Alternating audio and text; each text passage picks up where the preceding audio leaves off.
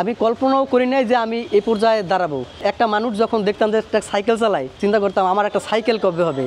আজ আমি 2টা গাড়ির মালিক, আর আমি এত বড় ব্যবসা প্রতিষ্ঠান, আমার নিজের বাড়ি হচ্ছে ঢাকাতে। আলহামদুলিল্লাহ, আমি সব দিক আল্লাহ লাখ লাখ শুকুর। আমি আলহামদুলিল্লাহ, পড়ালেখা ভালো লাগতো না, স্কুলে যাইতাম না, এই নিয়ে মারধর করতো বাবা, যার কারণে বই খাতা সব ফালাই থুইয়া ঢাকায় এক স্বাস্থ্য ভাইয়ের সাথে পলাই আসছিলাম ঢাকাতে।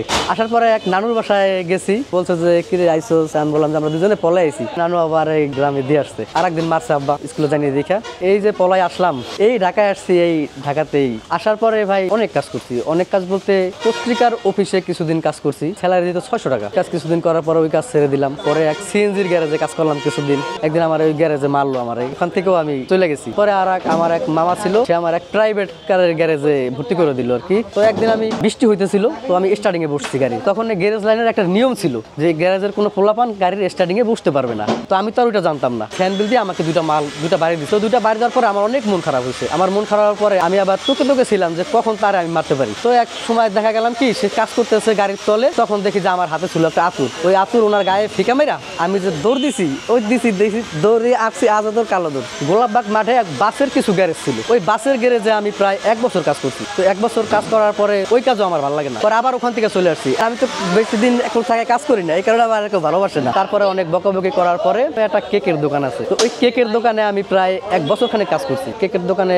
কাজ করার আমার আর ভালো লাগে না। তখন আমি ওই আমার আরেকটা মামা ছিল, ওই ধানমন্ডি মেট্রো শপিং মলে কাজ করতো। তো আমি মেট্রো শপিং মলে গেলাম, ক্লিনারের কাজ আছে, ওই ক্লিনারের কাজ আমি 2 বছর করছি। তো ওই কাজটা করার পরে আমাদের ওই শপিং মলের 5 তলাতে আমার মামা আমারে ওই দোকানে আমারে দিল যে তুই এখানে কাজ কর। তো ওনার গাড়ি আমার মুছতে দিত, যে মালগুলো উনি আনতো ওইগুলো বিভিন্ন কাস্টমারের কাছে যখন সেল করতো, তখন আমরা কি করতাম যে বাংলা মোটরের লোক আই না ওই মালগুলো ফিটিং করাইতাম। ফিটিং করলে ওদেরকে আমরা একটা এক্সট্রা চার্জ দিতাম। তো চার্জ দেওয়ার পরে এখন আমি চিন্তা করলাম যে এত ইজি কাজ, তো ইজি কাজটা আমি করি। তো এরকম করতে করতে আমি সব কাজে মোটামুটি শিখে গেছি, কত কাহিনী করতে হয়, এই কাজগুলো আমি করি। ঠিক আছে, তুমি পারবা? আমি কি হ্যাঁ পারবো। আচ্ছা ঠিক আছে, তুমি করো, তোমার বেতনের পাশাপাশি ওদের যে চার্জ দিতাম তার থেকে তুমি একটু কম নিও, কিন্তু তুমি এই কাজগুলো করো। হ্যাঁ করতে করতে আল্লাহর রহমতে আমি সাকসেস। এরকম করতে করতে এখান থেকে দোকান উনি ছেড়ে দিল। আমরা গেলাম তেজগাঁ গুলশান লিংক রোডে, ওইখানে উনি বড় করে দোকান দিছে। এই গাড়ি মডিফিকেশন গুলো শুরু হলো, তখন এই কিছু মাল ইম্পোর্ট করতো, বাম্পার টাম্পার, ওই জিনিসগুলো আবার বিজয়নগরের কিছু লোক দিয়ে নিয়ে সে ফিটিং করাইতো। তখন আমি ওই কাজটা জানতাম না। পরে একটা সময় আমি ওইটা দেখতে দেখতে আমিও শিখে গেছি। আমি কই ভাই তাহলে আমি এগুলো আমি ফিটিং করি, তুমি করতে পারবো? আমি হ্যাঁ পারবো। পরে আস্তে আস্তে আমি ওইগুলো ফিটিং শুরু করলাম। এখন আমি তো ফিটিং শুরু করছি, এখন এই জিনিসগুলো বানানো দরকার। এখন এগুলো আমি কিভাবে বানাবো? তখন ওরা বানাইতো, আমি দেখতাম, দেখতে দেখতে ওদের ফ্যাক্টরি। তো আমি 2 দিন গেলাম, 2 দিন যাওয়ার পরে দেখলাম যে তো ইজি কাজ। তো আমি উদ্যোগ নিলাম যে ভাই আপনি যদি আমার কিছু আইটেম কিনে দেন, এই জিনিসগুলো আমিই করতে পারবো, তখন আর আপনার বাইরে থেকে কিনতে হবে না। তুমি পারবো? আমি হ্যাঁ পারবো। আমার জীবনের প্রথম কাজ ছিল সেলিকা গাড়ির একটা বাম্পার মডিফাই ছিল। তখন আমাকে 2টা ছবি দিল সুন্দর করে, ছবিটা দেখে আমি বাম্পারটা বানাইছি। আমি আল্লাহর রহমতে সাকসেস। সেও খুশি হইলো, না আমি কাজ পারছি। তো এভাবে করতে করতে তখন সে ফ্যাক্টরি দিল। তো ফ্যাক্টরি দেওয়ার পরে এক টানা তার হলো আমি 9 বছর কাজ করছি। আমি এই মালগুলো আমি বানাইতাম, ফিটিং করতাম, প্লাস তার সব দায়িত্বগুলো আমি পালন করতাম। আমি জানি না আমি কিভাবে শিখছি, আমি জানি না। আমি যেটা ধরি আমি দেখি যে ওইটাই আমি পারি, মানে কিভাবে যেন হয়ে যায়। 9 বছর পরে আমি ঈদের ছুটিতে বাড়ি গেছি, 3 দিন লেট করে আসছি। 3 দিন লেট করে আসার কারণে সে বললো সুজন তোমার আর চাকরি করার দরকার নেই। আমি কে ভাই কি তুমি আমার ফোন ধরো নাই, প্লাস তুমি দেরি করে আইসো, আমার ক্ষতি হয়েছে, তোমার আসার দরকার নেই। অথচ আমার শুক্রবার ফ্রাইডের দিন ছুটির দিনে আমি তার অনেক কাজ করে দিছি। সে আমাকে না বলে দিল, পরে অনেক মনে কষ্ট নিয়ে পরে চলে আসলাম। আমার রুবেল নামে একটা বন্ধু ছিল,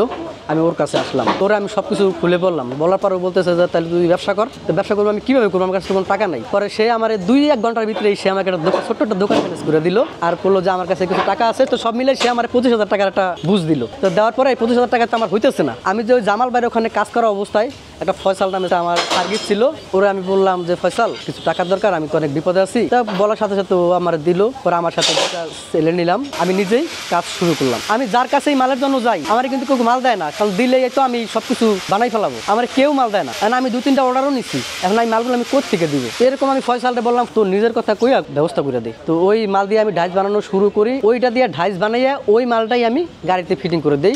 মাঝখান দিয়ে আমার কি হয়, কোনো লাভ হইতেছে না। প্রায় 1 মাস কেটে গেছে, দেখি আমার কাছে কিছু ঢাইস হয়েছে, আমি মোটামুটি চলতে পারছি। এর ভিতরে কি হয়, এই গুলশানে বাড়িধারাতে একটা সুজন নামে একটা দোকান আছে, ওই দোকানে সে মাল দিত। তো যে কোনো কিছুর কারণে তার সাথে মনোমালিন্য হয়। এই মনোমালিন্য হওয়ার কারণে সে কাঞ্চন ভাইয়ের কাছ থেকে আর মাল নেয় না। সে আমারে ফোন দিল, সুজন ভাই আমার কিছু মাল লাগবে, আপনি কি আমার মাল দিতে পারবেন? আমি বললাম হ্যাঁ অবশ্যই মাল দিতে পারবেন। পরে বললাম ভাই আমি তো নতুন দোকান, আমার কাছে তেমন ডাইস নাই। ওকে সুজন ভাই আমার দোকানে অনেক মাল আছে, আপনার যা লাগে আপনি এসে নিয়ে যান। বাস আলহামদুলিল্লাহ ওইখান থেকে আমার শুরু। ওইখান থেকে আবার নতুন করে আমার জীবনের অধ্যায় শুরু। আমি ওইখানে গেলাম, ওইখানে যাইয়া তার দোকানের যত মাল আমার পছন্দ হয়েছে আমি এক ট্রাক ঘুরা মাল নিয়েছি। আর মাল ডাইস বানাইয়া তারা আবার আমি মাল দিয়ে ফেরত দিয়ে দেবো, আর তার মাল আমি তারা ফেরত দিয়ে দেবো, মাঝখান থেকে আমি ডাইস বানাবো ফ্রিতে। সে আমার কাছ থেকে মাল নিবে, ইভেন তার কাছ থেকে আমি আরো টাকাও নিয়েছি। সে মাল তো দিছে আমার, সে টাকাও দিচ্ছে। আমার এমনও দিন গেছে জানি না যে কখন সন্ধ্যা হইতেছে, কখন দুপুর হইতেছে, কখন খাওয়ার টাইম হইতেছে, কখন গোসলের টাইম, কখন ঘুমানোর টাইম। দীর্ঘ 6 মাসে এটা আমি কখনো চিন্তাও করিনি আমার খাবার সময় হয়েছে। এভাবে চলতেছিল আমার জীবন। এই 6 মাস পরে আল্লাহর রহমতে প্রচুর ডাইস হয়ে গেছে, মোটামুটি আমি ভালো অবস্থানে পৌঁছে গেছি। নিচে বসে থাকলেও আমার আর কোনো সমস্যা নেই। তখন আমি নিজেও কাজ করি, কাজ করতে করতে একটা পর্যায়ে আমার মোটামুটি পরিচিতি লাভ হইলো। পরবর্তীতে আমি আজ থেকে আরো 2 বছর আগে দোকানটা ছেড়ে দিতে হয়েছে। তারপর আমি বড় দোকান নিয়েছি। বড় দোকান নেওয়ার পরের থেকে আপনার কি কাজ করতেছি না করতেছি এগুলো তো আপনারা দেখতেই আছেন। আমার এখন গ্যারেজ আছে, গাড়ির ডেন্ট পেন্টের কাজ করি, ইঞ্জিনের কাজ করি, মডিফিকেশনের কাজ করি। আমার অফিস আছে, আমার নিজের চলার জন্য এখন গাড়ি আছে। আল্লাহর রহমতে আমি এখন অনেক খুশি। আমার ফ্যামিলি পরিবার নিয়ে আমি অনেক হ্যাপি। আল্লাহ আমার নিজের হাতে মনে হয় আমাকে এগুলো দিয়েছে, আমি অনেক হ্যাপি।